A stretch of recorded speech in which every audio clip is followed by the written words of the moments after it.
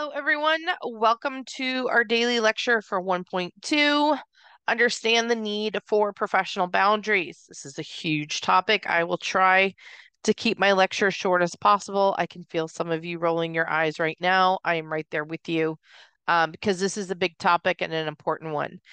You're going to feel kind of attacked maybe by some of this information. Some of it applies to your personal boundaries, your relationships with friends, family members, but definitely in the professional realm. If you're currently in a toxic job, you feel overworked, you feel like managers maybe cross some boundaries that they shouldn't.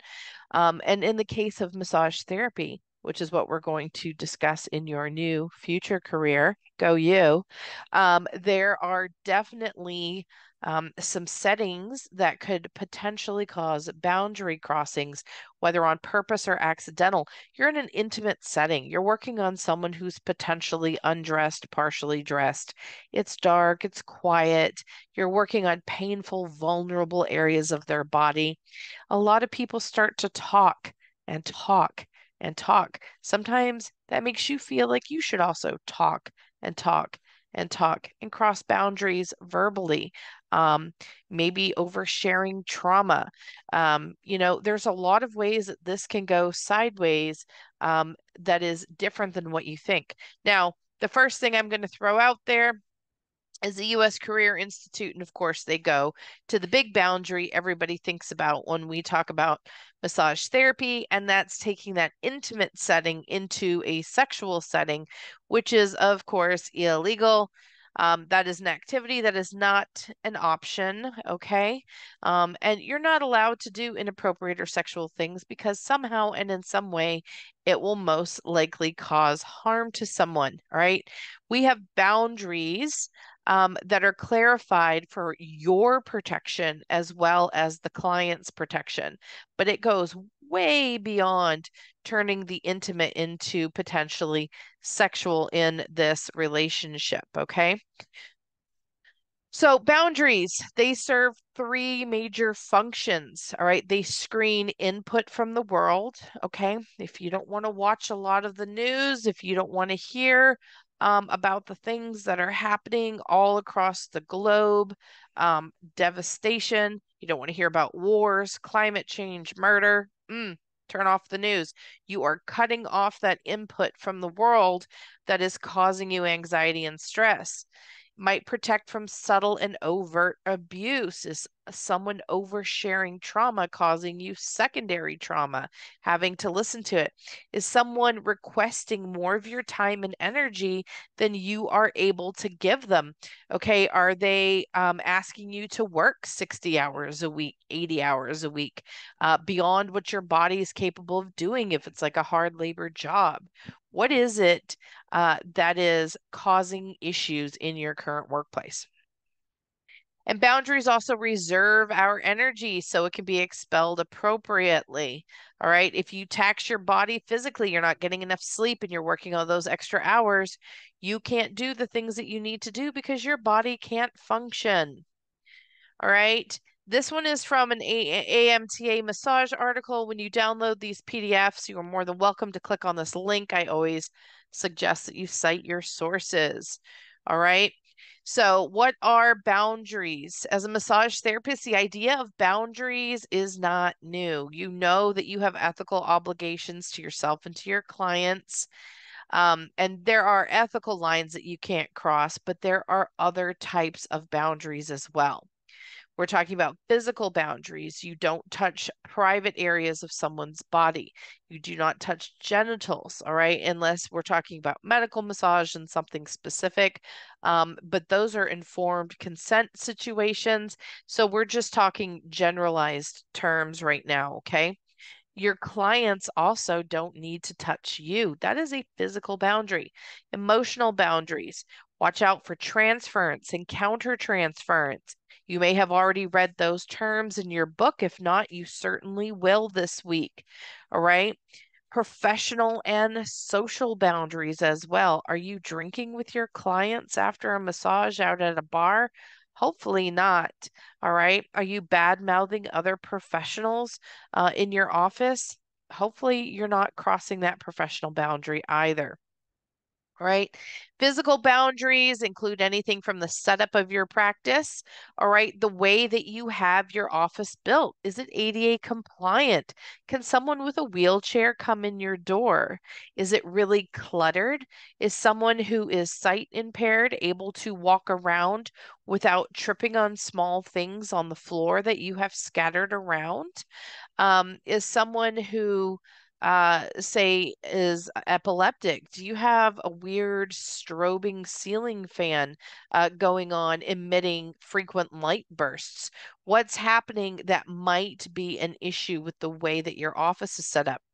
Your draping, are you properly concealing your client? Okay. Those types of things. Emotional boundaries are your awareness of yourself and your client. All right. You need to be willing to refer out if you notice a client may need psychological support.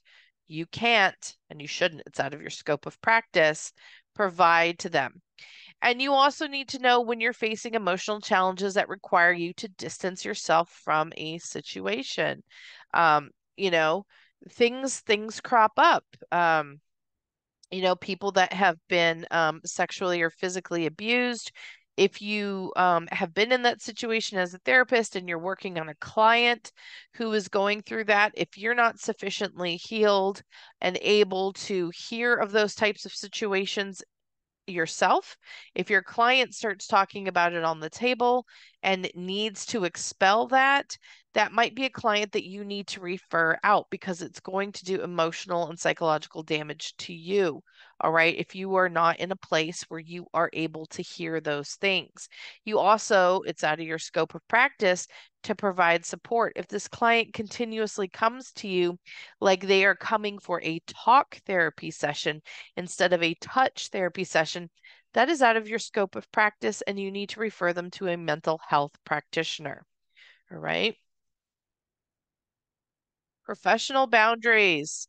There's a lot going on here. Proper representation. Okay. Financial. All right. Appropriate advertising.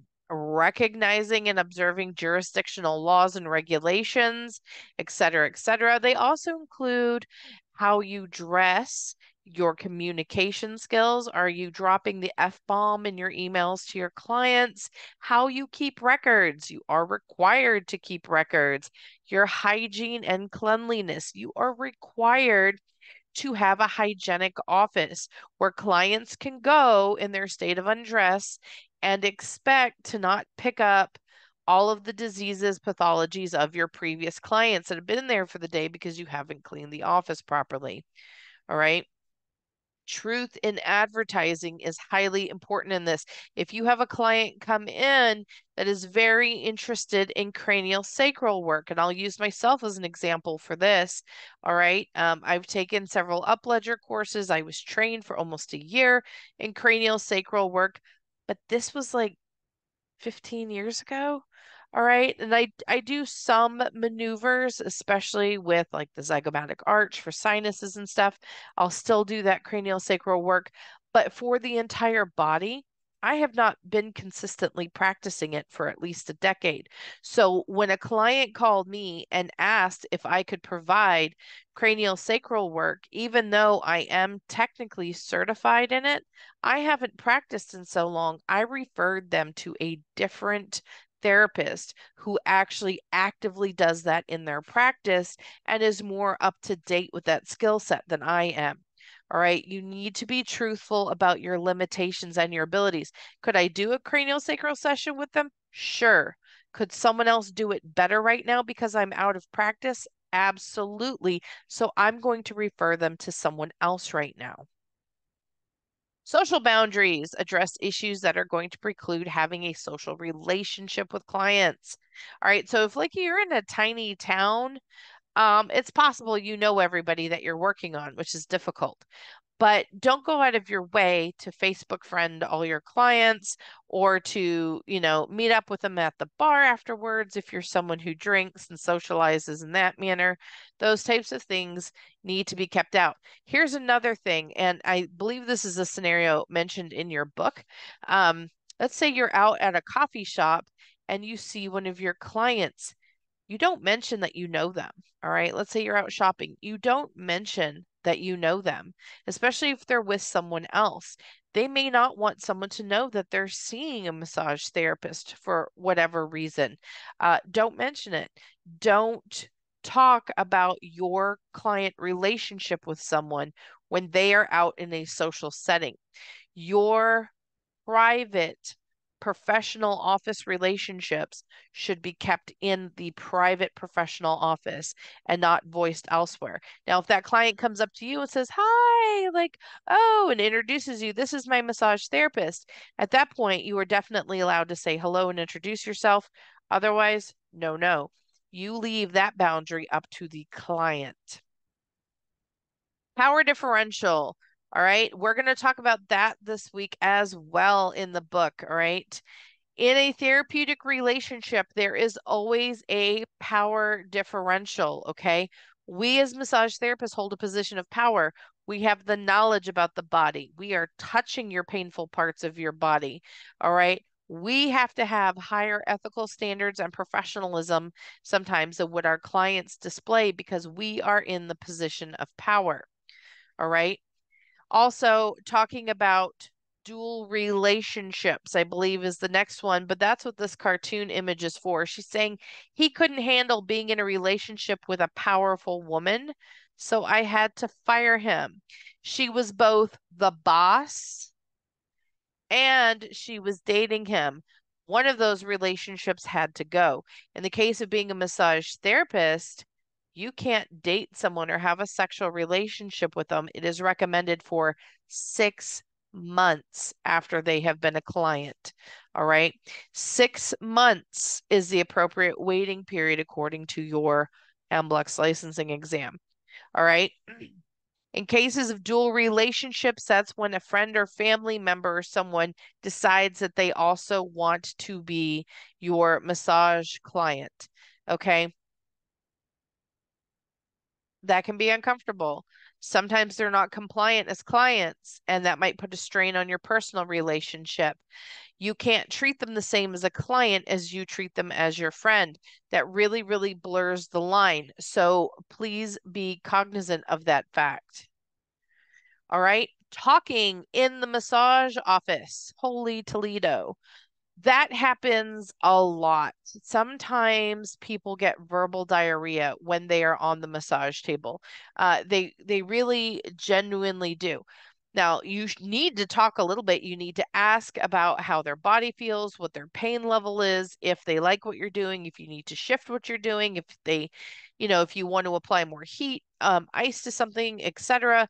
Talk about their body goals with, what you're trying to achieve in the massage therapy session. Don't talk about your new boyfriend. Okay. Definitely don't talk about other therapists. No, no, no. I would avoid politics and religion 100%. Absolutely. Um, your client may want to talk about this. I would highly recommend that you always try to steer it back to the more professional. The more that you talk about things, especially things that you have in common. Let's just say you have a weird hobby and it turns out that the client has a super weird hobby too, and you both share this weird hobby and you're like, oh my gosh, that's my special interest. And then you just talk about it the whole session. That's great.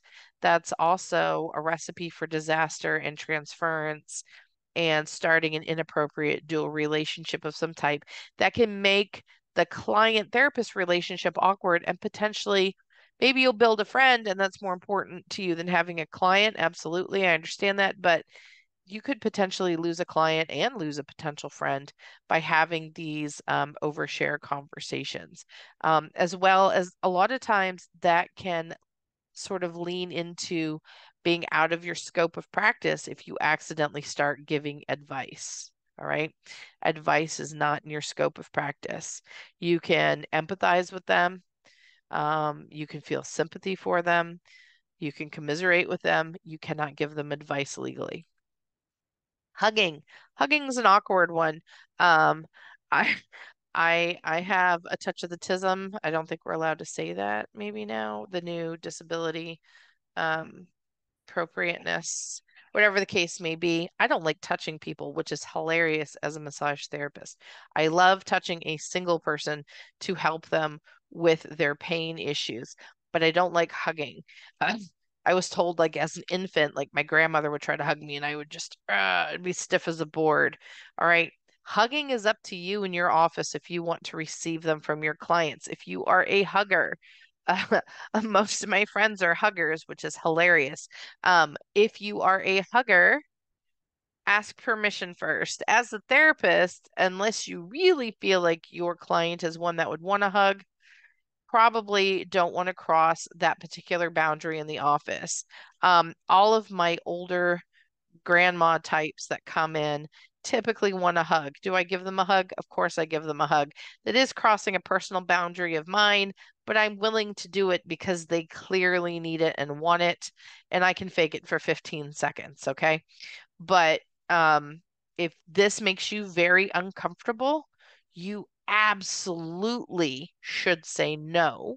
And you should have a written policy that says no hugging, no whatever physical contact other than what happens during the massage therapy session in and of itself.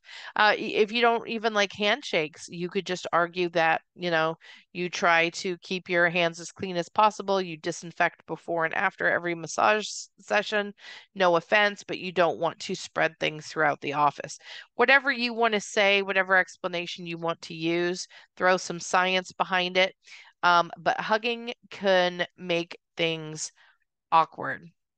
Some therapists love it. And if you have a very touchy-feely office, absolutely. If that's what your clients enjoy and you enjoy, but you need to make sure that you have enthusiastic consent for this type of physical affection that is not part of the therapeutic massage session.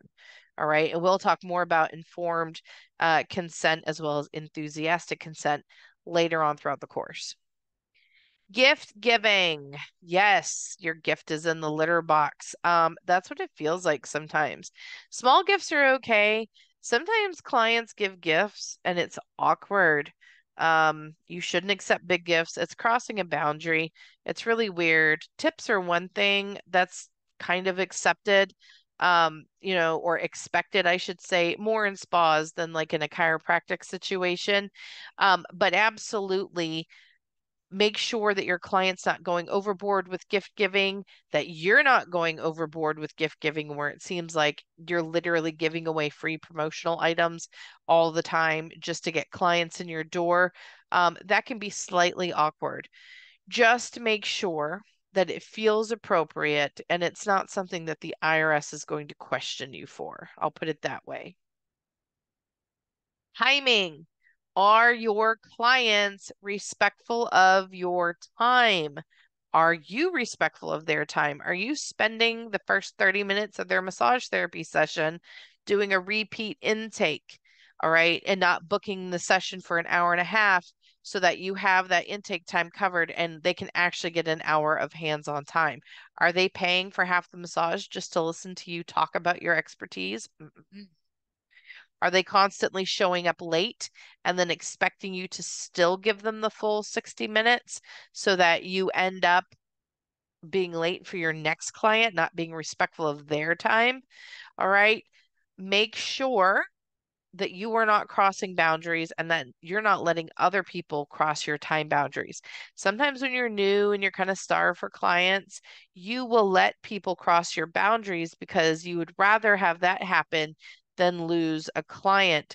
That is a slippery slope. You need to set your boundaries and keep them very plain. If they show up late, it's still full price, honey, and you still end at the same time because I have a client after you. You're 15 minutes late, you get a 45-minute massage now. You need to be firm so that this doesn't turn into something terrible for you in the future. Removal of clothing. Oh gosh. This one, this one's a perfect example. Picture the scene. An older woman begins peeling off her clothing as you are trying to conduct your initial intake. You say, I will leave the room so you can undress. And the client says, Oh, I'm not modest. You can stay. Um, You should not be in the room the client undresses. This brings about a different level of intimacy. And I crack up that this is in here, that this is whether it's a sweet grandma type or a super chiseled model type. I have two examples for this. My very first clinic client when I was in massage school was an old OBGYN nurse.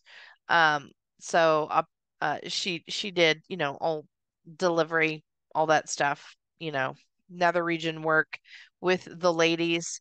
So she'd been doing this for over 45 years. All sense of modesty was gone. She was undressing and completely topless, walking through an entirely full clinic of other people with just little curtains dividing it because our clinic held like 8 or 12 massage tables, and then they were just divided with curtains for like semi-privacy. No towel for her top, or just going, just fine, just walking off. And I'm like, oh no. Like, what do you do? Like, I gave her a towel. I asked her to cover up, but she's like, "Oh, I'm not modest. This was in a clinic setting." Well, maybe the other like 8 people in this room do not want to see you uncovered and topless at, 74 plus years old, walking to the table. Thank you. Um, Another one, a gentleman this time, also in his 70s, a triathlete, would always come to the chiropractic office and stripped down in the room in front of me because he, quote, did not want to waste time for me to go out. I would always just say, "Hey, I need to leave to wash my hands." And he would undress, but he would always lay on top of the sheet anyway. And he was always in a Speedo. Um, which honestly is fine for me. It doesn't bother me. His genitals were covered. He was a triathlete. He actually taught cycling classes. So we were working like every single attachment. We were doing full body work. So it didn't bother me, but you need to understand what your boundaries are. And he was in a private room, so nobody could see him doing this. But I did always walk out to wash my hands while he was undressing. I was not in the room during the act of undressing, although he always started before I could run out of the room quick enough. So just be aware, especially with your elderly patients, not just your sexual patients or clients, your elderly clients in many cases are just, they have no shame anymore. They don't have time for it. All right, which brings us to seductive or sexual clients. You can fire them. You can say no. Hey, listen, you can't come back here. I have lots of story time about this as well. We have worked too hard as an industry to desexualize and try to get recognized in the healthcare industry to include sexy time in massage. All right, sex sells all by itself. Massage is a different type of intimacy and it is a therapeutic setting. You are going to set the industry so far back if we are including sexual concepts into the massage room. Do people that are sex workers want to include actual therapeutic massage in their work? Sure. But please don't advertise yourself as a massage therapist while you're doing it because that's not the primary goal of your session. The primary goal of actual massage therapists is therapeutic change in their clientele for relaxation purposes, and that is it. Sex stays out of it.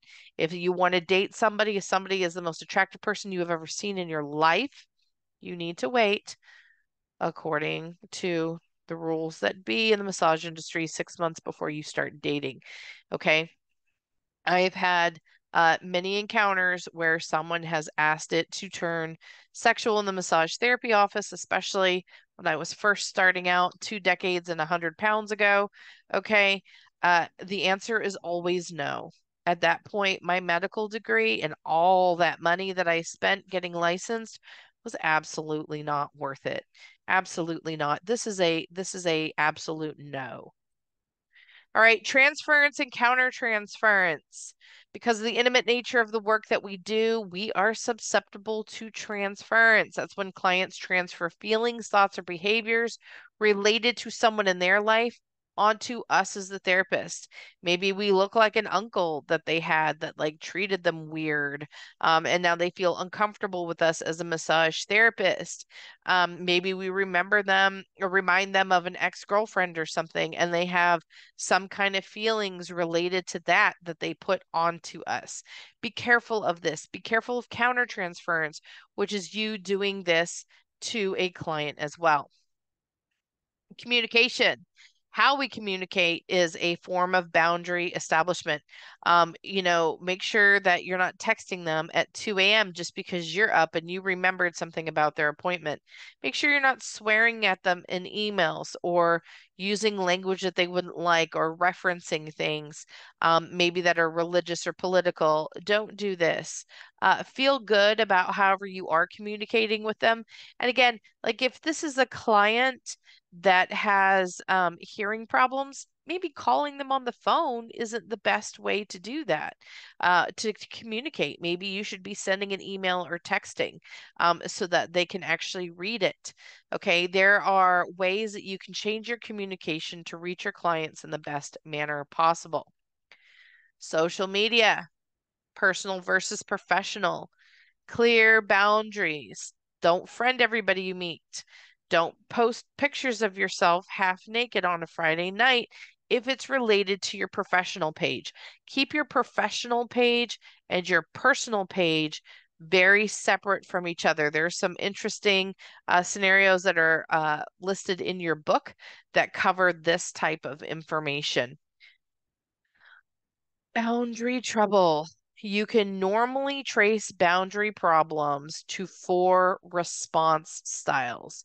How you respond to boundary violations actually helps predict how successful you are in those. There are people that are overly compliant. That means you bow to the demands and needs of others, whether it's appropriate or not. Are you taking care of your kids 100 hours out of a 24-hour day and not letting them learn how to be independent? All right. This reaction most commonly comes from a fear of hurting someone's feelings, making someone angry, or feeling guilty. If you've ever been in a toxic relationship or in a relationship with like a narcissist where you're in constant fear of anger or like always feeling like you're letting somebody down, you might carry that trauma on to your professional relationships. Oh no, this client's going to be 15 minutes late. Well, I can't make her upset and only do 45 minutes. I have to do the whole hour. No, you don't. No, you don't. You need to set clear boundaries, all right? Sometimes a client will let you violate their boundary. They will tell you that the pressure is fine, even though that you are hurting them. Or you might cancel your own plans as a therapist because a client wants to come in last minute, they hurt their back, and you had a birthday party to go to. But now you're going to work on that client instead of going to the birthday party. These are compliance boundary violators. Avoidance. These are people who recognize or avoid have, let's start over. People who avoid have trouble recognizing their own needs or letting others help. Okay. Are you someone that's like, no, I can do it myself? Mrs. Ellis has that problem. That's probably why my subconscious isn't even letting me read this one correctly. Okay. Usually people will be like, oh, can I help you do that with the assignment? Can I help you set this up? And I'm like, no, it's okay. I'll work the 80 hours this week and make sure that I do it all because I want to make sure it's done correctly. I'm the one that is going to be teaching it or creating it or putting my name to it. So I want to make sure that it's done the way that I feel confident that it's done correctly. Do I overwork myself then? Yes, absolutely. This is definitely my problem. As we go for these, I highly encourage you guys to find yourself in these reaction styles and try to see where you can help improve. In my case, it would be delegating more tasks. I'm working on it. Controllers. All right. Whether you are an aggressive bully or a manipulator, you often motivate others to carry their load. All right. This is kind of the opposite of the avoidant type. All right. You project responsibility for your life onto other people. Well, it's his fault that I'm late. It's his fault that I didn't get this done. All right. It's her fault that I haven't been able to study today. No, it's not. You are a controller and you're pushing this off. All right. This is something that you need to pay attention to because this doesn't usually mean that other people are coming in on your boundaries. Controllers very often disrespect the boundaries of others, which could potentially burn all of your client relationships. Now, here's something interesting you're going to learn in this class. It's like upwards of 90% of people will not verbally voice an issue that they have with their massage therapist. They simply don't return as a client. So if you have silent drop-offs of clients that you expect to be seeing in your office, there might be a reason why, and it's time for some self-reflection and some professional makeover. All right. There's also the non-responsives. All right. They know that there are boundaries, but you absolutely choose to ignore them. You fail to recognize that they're boundaries at all. Maybe you're working on a client who really does not like inappropriate language, and you keep saying swear words because you swear all the time at your house, you swear all the time with your friends, you swear all the time with your spouse, even your kids swear at the house, everybody's swearing. So you get to the office and it's just your normal everyday language, right? It's your vernacular is all four-letter words and you start swearing in front of this client all the time, the client's not going to return. You have completely ignored that person's personal and professional boundary. All right. 10 laws of boundaries. I can feel that I've been talking a long time, so I'm not going to cover these in depth. They will be on the PDF for you to pull up, and I am going to put these highlighted portions for you to choose from in the questions for the lecture, okay? So please pay attention to these. You can pause, you can look at them, you can read these over. But I don't want to take up your time forever talking today. But there are 10. The first one is the law of sowing and reaping. If you present yourself to others in an unethical or unprofessional manner, you will attract the type of business reflective of that behavior. If you have bad business practices, you're going to have bad behaving clients a lot of the times.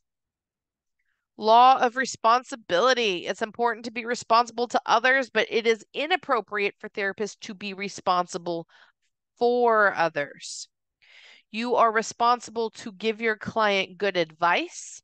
You are not responsible to constantly check up and make sure that they are taking your advice, and you can't do the work for them. All right.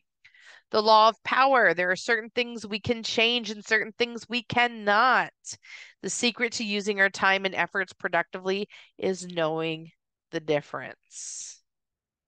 Law of respect. All right.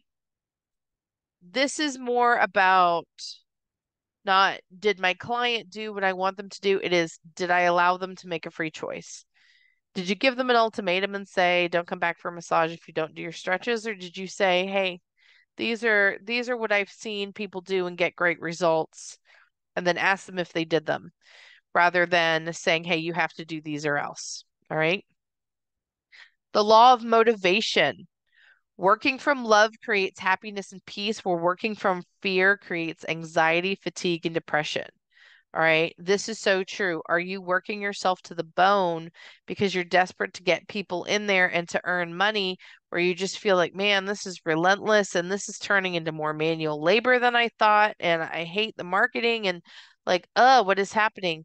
Or are you going at it from, I absolutely love helping and healing people. This is what I want to do. I find joy in this, and this that I did for this client, and I look forward to working on the next one. How you perceive what you're doing and how you genuinely feel about what you're doing makes all the difference in the world. Law of evaluation. Therapists need to recognize the difference between hurt and harm. Sometimes you can make a decision that hurts someone's feelings, but it doesn't cause them harm.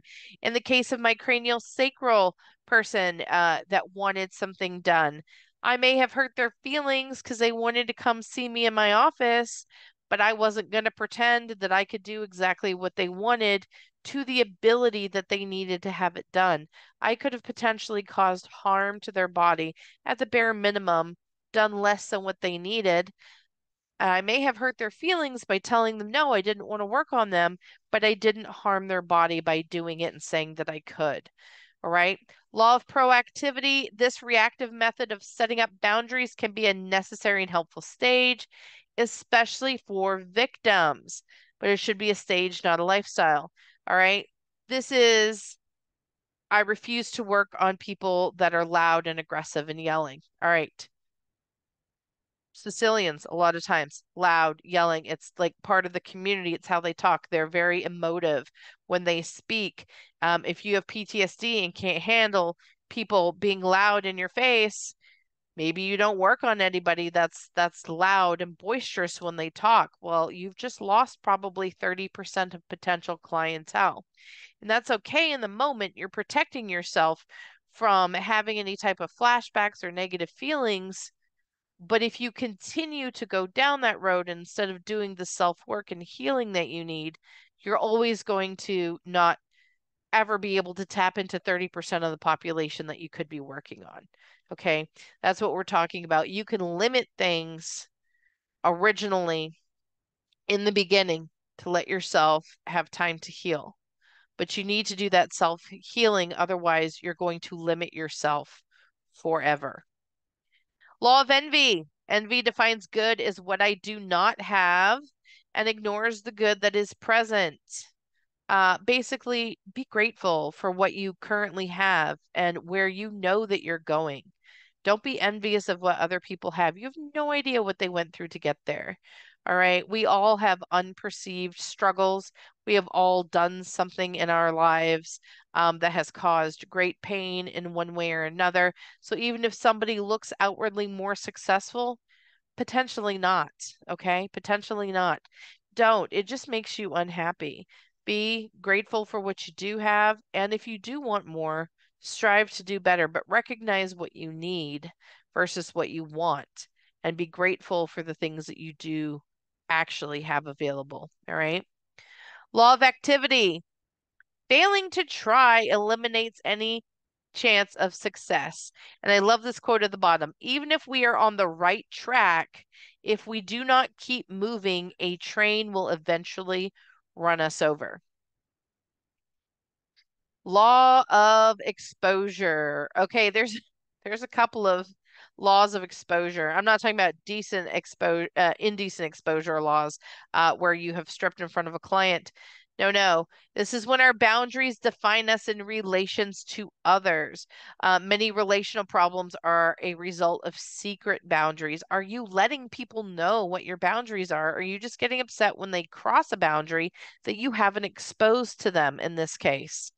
A law of exposure outside of this tangent, sorry, ADHD, is the things that you surround yourself with. I'm sure at some point in your life you've heard the 5 people that you hang around the most are who you become like. So you should always try to have a mentor, have people more successful than you, more educated in a field, more, whatever it is that you want to become friends with people that are more successful, right? More positive, more whatever. And that's what you'll gravitate towards, and that's what you'll slowly become sort of as a byproduct, okay? Also, the type of music that you listen to, the type of movies that you watch, the books that you read, the podcasts that you listen to, et cetera, et cetera, et cetera. Those things, thoughts become things, guys. The way that you think becomes your mental landscape, your mental you gravitate towards that negativity or that positivity. Whatever is feeling up this electric meatball that you have up here is what you continually process over and over again until you start to put new things in it. All right.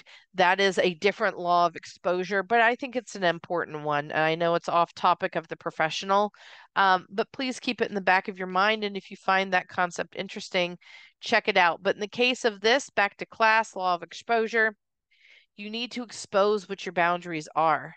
Otherwise, people will keep crossing them because they have no idea that they exist. All right. And that is all I have for you today. I apologize. It's a little bit long. I hope you found it informative, and I will see you guys tomorrow. Have an excellent evening.